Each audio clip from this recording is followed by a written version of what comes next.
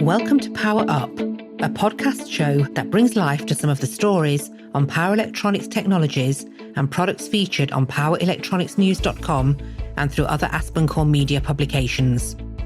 In this show, you'll hear both engineers and executives discuss news, challenges, and opportunities for power electronics in markets such as automotive, industrial, and consumer.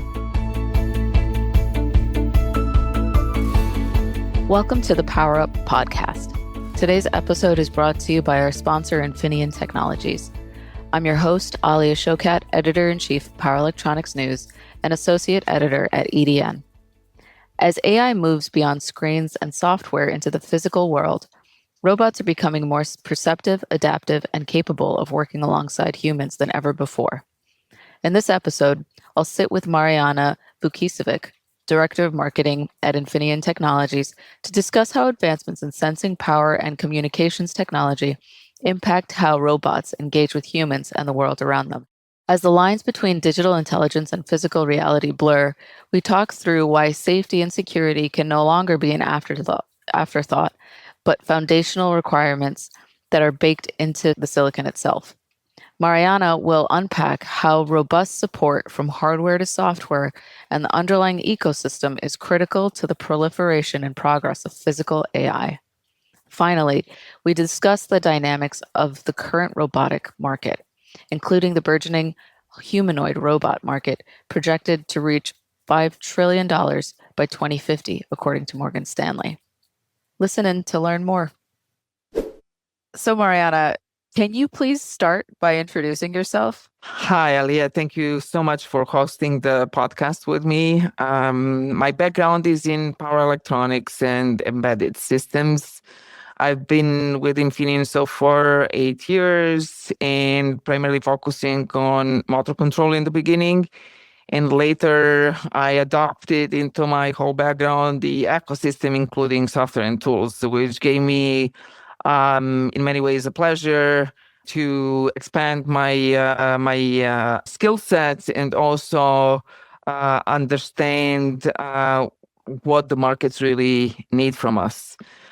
Today, my role is in marketing for MCUs, which includes the software deployment of solutions and the hardware deployment of solutions such as robotics and power control, and as well, as management in data centers. That said, those two are really fast-growing market, and our goal is to serve them as a go-to provider of full solutions. Thank you. And maybe we could jump right in. I know that Infineon talks about physicalizing AI, helping robots sense, move, act, and connect. What does that actually mean? And why is semiconductor technology the critical enabler that makes that possible? Well, that's a very interesting topic, I think. And I think that at some point we didn't think of ourselves to be a critical part anymore. We felt that we are being commoditized and so on. So we have all witnessed the evolution of robots over the past 5 years. We remember when the robots were falling on their heads and while they were moving uncoordinated on the stages which we were watching at CES or whatever, right? What we know today is that for robots to execute successfully on their tasks, they need to be able to perceive, to think, and to act in real time. For those functions to be completed, accurate sensing is extremely important. And then fast processing is also needed. And then precise acting is needed in order for the entire system to function well. For all those activities, at the center are semiconductors. You have sensors, you have controllers, you have discrete devices, and this is how AI got physicalized. AI deployment in real world is bound to high-performing hardware. So indeed, there are other aspects of successful deployment of AI related to modeling or simulating real-world scenarios before robots get really deployed, where we offer indeed software and tools, but that is in addition and accompanying our semiconductors and providing the full solution, actually enabling semiconductors. Well, thank you. You mentioned how sensors, controllers, and discrete devices were at the center of how AI gets physicalized. Can we talk about how getting the sensing layer right changes what a robot is actually capable of doing in the real world? This is one of my favorite topics, by the way. So I used to be an analog designer. And why sensing is one of my favorite topics is because sensing is a sensing analog, right? And today what we are striving for is to move the processing, because it's much faster and it's capable of a lot more, into digital world. So sensing is crucial in robotics, right? So sensors help translate analog into digital world, and that digital world processes information received, translates it again to analog, and sends it back to the real world.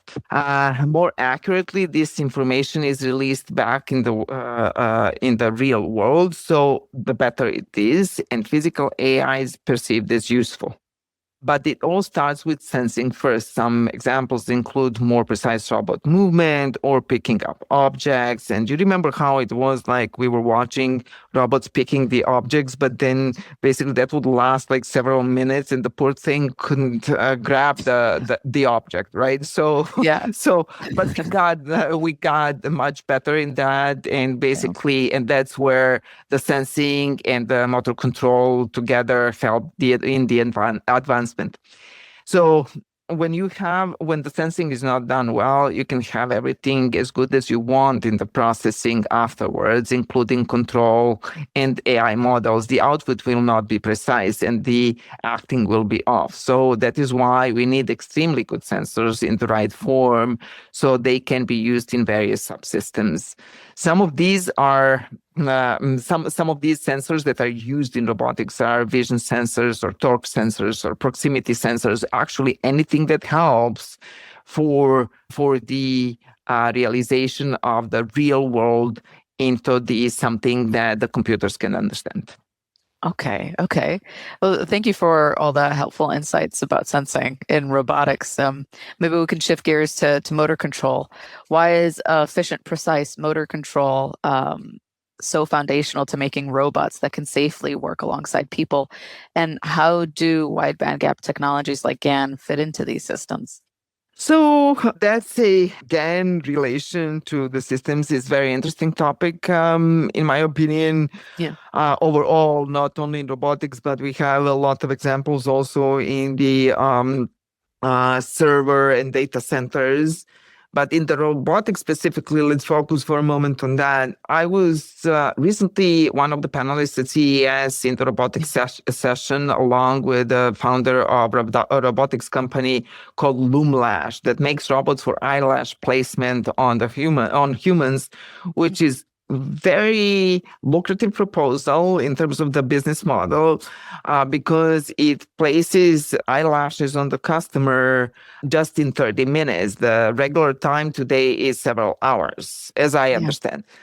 Every woman who uses lash placement services will appreciate this time cut, right? So every single one, right? I'm pretty sure. One very important topic for Loomlash, I think it's a very good example of why we need precision. Extremely good example, but this one is also good example for the safety and security.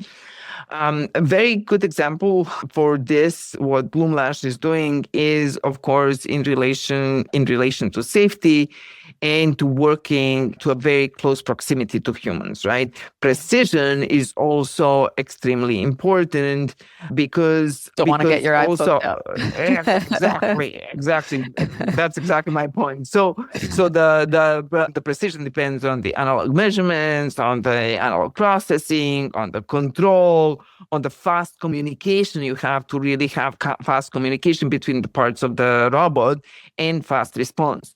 To be able to control precise outcome, the control of the subsystem must be also done more frequently, because if you do it like less frequently, there is going to be a drop in the control and anything can happen. So you have to really do it fast and more frequently. So this is where GAN also comes into the picture, because GAN has a capability to switch at much higher frequencies, right? Yeah. So, and in addition, GAN is 30% more efficient than its silicon counterparts, which makes GAN a preferred choice in battery-powered applications. And some of those are exactly humanoids, but others as well. For example, we have average humanoid has 40 motors. That's a lot, with several axes in control, right? So sometimes you have few axes control for each one of these motors. 30% in increase in efficiency is a very important factor in these systems. Yeah. If the higher power is not needed, you can shrink it. So you can shrink the package and the form factor 30% less in comparison to the silicon counterpart. And that means that these GAN devices also can fit in constrained spaces, such hands and fingers and robots, and in the robots, in surgical robotic arms and similar. So to conclude, GAN is the enabler in these applications. Well, it's very interesting to see how GAN is enabling technology for complex robotics like humanoid robots. Well, you alluded to safety earlier. That was going to be my next question. As robots enter hospitals, warehouses, and homes, how central is security and functional safety to the design conversation? The security and safety go hand in hand. Yeah. So security and safety in physical AI are totally intertwined. The reason is they are codependent for the safe operation. So if the equipment is not secure, it's not safe. Yeah. So if the firmware can be manipulated by unwanted interference, it eventually can be manipulated to cause unsafe environment. So security is crucial.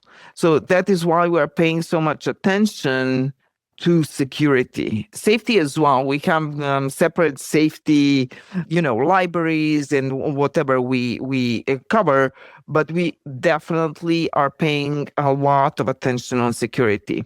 So we are preparing for the quantum age, and where the information is collected now, the information, how we use things, what do we do, and all kinds of different things, and will be processed eventually by quantum computers. If you really have the unwanted interference, they can abuse this information and process it very fast to what you don't want them to do, right? So that poses threat to the equipment safety. So we are currently offering in our product post-quantum cryptography, PQC, short for PQC, and that is the one of the main requirements that is becoming more and more the main requirement for the end product security. In addition, we are also enabling our products with PSA level 1, 2, 3, and 4 certifications, which are the common certifications which also existed before the PQC. So we are fundamentally trying to cover and hopefully succeeding in covering the entire security topic. Well, thank you for covering some of that detail around security and safety in robotics. Can we talk about what Infineon's doing today to enable system solutions for physical AI? Yes, that is one of my very, very favorite topics, because the systems, the parts by themselves are nothing, unless you enable them by all kinds of surrounding and right ecosystem. Mhm. So first, what we do, we create products, right? That's a must, right? You have Yeah. to have a hardware, you have to Yeah. have a hardware, you have to have a sensor, you have to have a MCU, the discrete device. Second, we're arming them with security and safety. And finally, we're creating the ecosystem that basically puts them all together and makes the whole experience less painful for the end customers to use. Not many actually talk about the ecosystem, but the ecosystem is the same, if not bigger, investment when it comes to creating these solutions. When I say the same or bigger, I mean really in comparison to hardware. Okay. Okay. In comparison to hardware investment. So in Yeah. order to create your entrance, for example, for us, we have a Modus toolbox. And that's Yeah. our entrance to the world of basically software and tools. You Mm. enter through Modus toolbox, then you have all other things. So in creating, maintaining, and adding, improving constantly features on Modus toolbox takes a lot. Yeah. So Mm.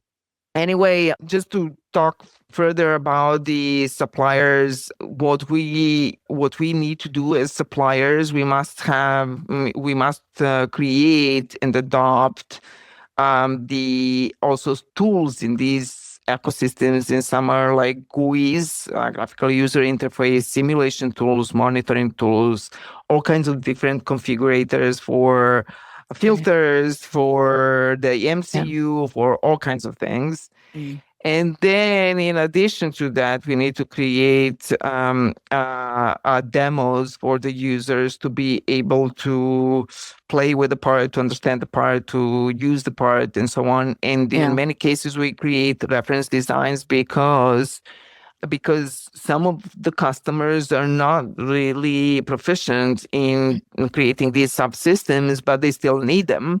So we need to create kind of system support for them in the form of these reference designs. And Yeah. then at the end, really what we do is also we have also dedicated group of field applications and system application engineers and all kinds of people, all kinds of engineering roles that support directly our customers. So this is all what we do inside, but also looking toward the outside. What we tend to do, we tend to create and prepare solutions for deployment also by working with our partners. So for every application, we search for the right partners, right? So, and for example, in robotics, one of the examples is that in robotics, we have partnered with NVIDIA to drive innovation in humanoid robotics, combining Infineon's expertise in physical systems with NVIDIA's embedded GPU technology. And we are together creating a development kit for NVIDIA's Jetson Tor. What we do there is we focus on demonstrating precision of the motion because that's important in the robots. Then efficiency also very important for battery powered applications. Then we make sure that we address scalability through this development kit partnership, meaning maybe in power scalability, maybe in functional scalability, so that the end customers can use different versions of it. And Yeah. then, of course, integration for the users to use them in their systems. Yeah. Well, it's interesting to see how, advanced technology really needs a strong ecosystem to support it, to really implement any kind of innovative solution. So, where are you seeing the strongest real world demand for robotic solutions right now? And what's standing between where we are today and full scale deployment? This is a really big topic Yeah. and bigger topic probably than Infineon, generally speaking, in many aspects. And I think I can tell you that today the strongest demand for humanoids and autonomous robots and industrial robots is very likely China. I mean, like we know that the number of robotics companies in China is unmatched to any other place in the world. So this is followed by Asia Pacific because a lot of activities are moving to other Asia Pacific places, and I think we can expect the next big boom in the rest of Asia Pacific. I'll focus for a moment on humanoids and autonomous robots as being the fastest growing market. One of the most critical and incredible enabler in this field is the digital twin technology. Digital twin bridges the gap between real and AI world by simulating countless scenarios, allowing AI to learn complex skills before the deployment. Because once you deploy it, then it's already too late. So until we get to the level of digital twin models and tools to be able to enable safe deployment of robots, we will continue to struggle with the full-scale deployment. So only then when we improve active decision-making for physical AI, we will set the environment for that scaling. I think we have made a tremendous progress over the past year, and for sure we are much closer to it than 5 years ago. Yeah, absolutely. Yeah. So I think there is a lot work to be done still, but just viewing and seeing what has happened over the past several years, I think it's maybe a year. It's a really good progress. Yeah, thank you. That is very interesting. Learning how digital twins are absolutely necessary to advance robotics. Thank you so much for your insights, Mariana. I really appreciate the conversation. Thank you, Alia, for inviting me and Infineon to PowerUp podcast. Thank you. Thank you very much, Mariana, for the informative chat. I appreciated your time. We're excited to see how Infineon continues to address the robotics market with its wide bandgap sensing and wireless technologies. This episode of PowerUp was brought to you by Infineon Technologies. Thank you very much, Infineon, for sponsoring this podcast. If you want to learn more about the Infineon solutions that we've been talking about today, please check out the links on the podcast page at eetimes.com and powerelectronicsnews.com, or at the Infineon homepage at infineon.com. Thank you. That brings us to the end of this episode. Stay tuned for more news and technical aspects about power electronics.